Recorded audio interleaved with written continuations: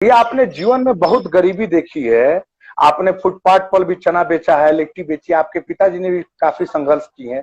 आजकल गरीबी को लेके काफी हम लोग देख रहे हैं, क्योंकि मजदूर लोग सड़क पर उतर पाए। तो ये बातें आपने कई बार अपने स्टेज शो के माध्यम से भी लोगों को बताई है, लेकिन लोग सही से जान नहीं। तो अपने इंडस्ट्री के लोग और जो लोग इसको देख रहे हैं, उन लोगों को अपने कुछ संघर्ष के बारे में बताइए, जो गरीबी आपने देखी है।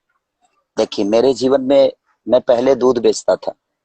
दूध बेचने के बाद मैं दिल्ली जाने के बाद मैं धागा कटिंग किया कम से कम 3-4 महीना। धागा कटिंग किया स्पॉट में। वहां से मैं निकला तो गाने की इच्छा थी, तो मैं 600 700 रुपये मिलता था तो दुगोला कार्यक्रम करता था। और मैंने किया, उसमें से कुछ पैसे आते, जुगाते गया, बटोरते गया, बटोर कर मैंने एक कैसेट गाया।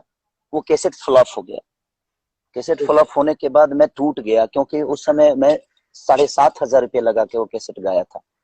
ऑडियो का जमाना था। मैं बहुत धूप में घुमा कि कैसेट लेता नहीं था। मैं जिस कैसेट दुकान पे जाता था भाई, कोई ऐसा आदमी नहीं था जो मेरे माँ और बहन की गाली नहीं दिया था। अरे बाप। लेकिन ऐसे कलाकार आपके मोतिहारी शहर में पिपरा कोठी एक जगह है। बिल्कुल बिल्कुल, पिपरा कोठी एक जगह है। वहां पे एक रिंकू नाम का लड़का था जो कैसेट बेचता था। आज भी मुझे याद है, वो 12 नहीं 14 बरस पहले, 15 बरस पहले की बात बोल रहा हूँ।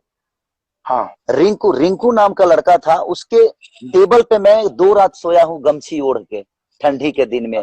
और उसके घर से अंडा 2 आया था, तो 2 रोटी और 2 अंडा खाकर मैं 2 रात सोया था। वाह। तो वो मेरी जीवन थी। मैं 10 रुपये बचाने के लिए मैं मोतिहारी से आपके मोहम्मदपुर मोड़ है, मोहम्मदपुर मोड़। हाँ, तो गोपालगंज मोहम्मदपुर मोड़ पे मैं बस के ऊपर, गर्मी के दिन में, मई का दिन था जब तीसरी कैसेट लेके आया। मई के दिन में मैं छत पे बैठकर और 5 रुपये बचा लिया था। 5 रुपया किराया दिया था, 5 रुपये बचाया था, तो 5 रुपये का 2 रुपये का 2 लिट्टी खाया था। और 3 रुपये बचाया था, तो उस समय दिलबाग गुटखा खाता था मैं भाई। दिलबाग गुटखा। हाँ, तो दिलबाग 1 रुपया का मिलता था। तो एगो दिलबाग मुंह में पहले खाते थे, अब खेसाली जी नहीं खाते हैं गुटखा। तो आप लोग कोई गुटखा उटका मत खाइएगा। अरे गुटखा भी नुकसान करता है भाई जी। तो एक्चुअली अब रास्ता मुझे 12 किलोमीटर पैदल चलना था, इसलिए उस गुटके का सहारा लेना पड़ा मुझे। ऐसे में खाता नहीं था। और देखिए आज आपका गुटके का सहारा लेना पड़ा। गुटके का सहारा लेकर मैं 25 किलोमीटर में पैदल चला था। और उस अपने घर तक गया था, क्योंकि उसके बाद मेरे पास पैसे नहीं थे। तो वो सारी जीवन है। शादी हो गया, फिर लिट्टी चोखा।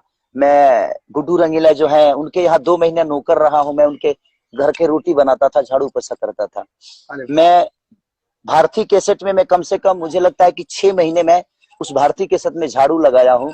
और महेश भैया मेरे वो गार्जियन स्वरूप थे, गार्जियन स्वरूप है भी। महेश परदेसी राइटर जो है, उन्होंने मुझे बहुत प्यार दिया है और देते भी हैं। तो कहीं ना कहीं महेश भैया का, और मैं ऐसा आदमी की छोटे भाई की तरह बिना पैर दाबे उनका मैं नहीं सोता था। क्या बात। तो चलिए, महेश जी भी जहां होंगे देख रहे हैं।